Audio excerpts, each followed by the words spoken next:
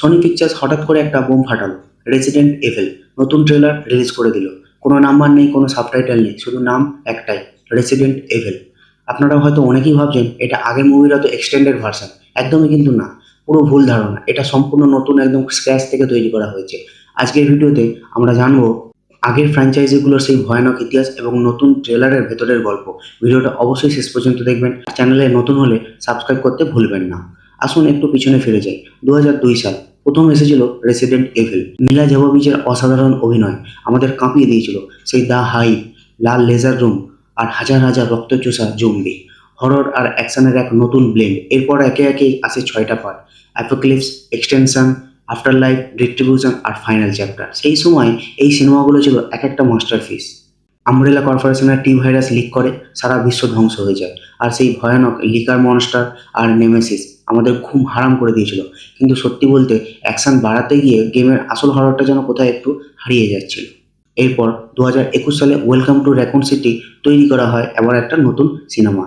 একটা বড় গেমের কাছাকাছি যাওয়ার চেষ্টা করেছিল, কিন্তু দুর্বল স্ক্রিপ্ট আর ভিএফএক্স অনেক দর্শকের মন জিততে পারেনি।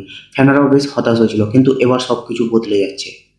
সনি পিকচার্স এবার কোনো আর ঝুঁকি নেয়নি। তারা দায়িত্ব দিয়েছে জ্যাক ক্যাগারকে, যিনি বানিয়েছে বিখ্যাত হরর মুভি ব্রেন। তিনি স্পষ্ট বলে দিয়েছেন তিনি আগের কোনো সিনেমা অনুকরণ করবেন না।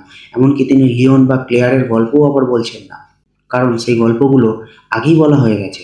তিনি আনছেন একদম ফ্রেশ একটা জম্মে মুভি, একদম নতুন চরিত্র, একদম নতুন বিভীষিকা। এবার আসা যাক ট্রেলারেতে। ট্রেলারটা দেখে কি মনে হলো? পুরো গায়ের লোম খাড়া হয়ে যাওয়ার মতো, নাকি আগের মতোই? কোনো over the top superhero action নেই, আছে খালি দম বন্ধ করা ভয়। গল্পের প্রধান চরিত্র ব্রায়ান, অভিনয়ে অস্টিন অ্যাম্ব্রাস। সে কোনো স্পেশাল এজেন্ট নয়, সে কোনো কমব্যাট বা কোনো এক্সপার্ট নয়। সে একজন অতি সাধারণ মেডিকেল কুরিয়ার বয়। ঝাড়খণ্ড সিটির বাইরে একটা এলাকায় সে ডেলিভারি দিতে যায়, আর ঠিক তখনই ঘটে সেই ভয়ানক ঘটনা। আমব্রেলা কর্পোরেশনের ভাইরাস ছড়াতে শুরু করে। একটাই রাত, একটা প্রত্যন্ত ফার্ম হাউস, আর বেঁচে থাকার সেই কঠিন লড়াই। ট্রেলারের ভাইবটা পুরো আলাদা। অন্ধকার রুম, টর্চ লাইটের হালকা আলো, আর পেছনে ফিসফিসানি।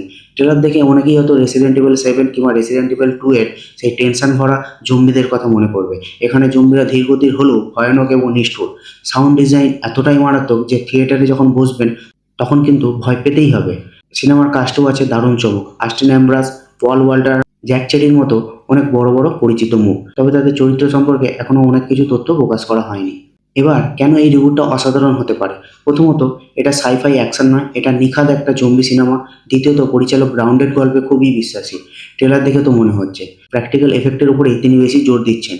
তৃতীয়ত, একজন সাধারণ মানুষের চোখ দিয়ে জম্বির ব্যাপারটাকে দেখানো হচ্ছে, যে বন্দুক চালাতে অভ্যস্ত নয়।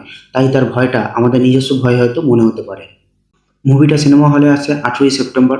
সনি পিকচার্স এবার সত্যিই চমকে দিয়েছে। ট্রেলার দেখে অন্তত আমার এটাই মনে হচ্ছে রেসিডেন্ট ইভিল আবারও পুরনো জাদু ফিরিয়ে আনার চেষ্টা করছে। আপনাদের মত কি? ট্রেলারটা যদি দেখে থাকেন ইতিমধ্যে, তাহলে অবশ্যই জানাবেন আপনাদের কেমন লেগেছে, এবং আপনাদের মতামত কমেন্টে অবশ্যই জানাবেন।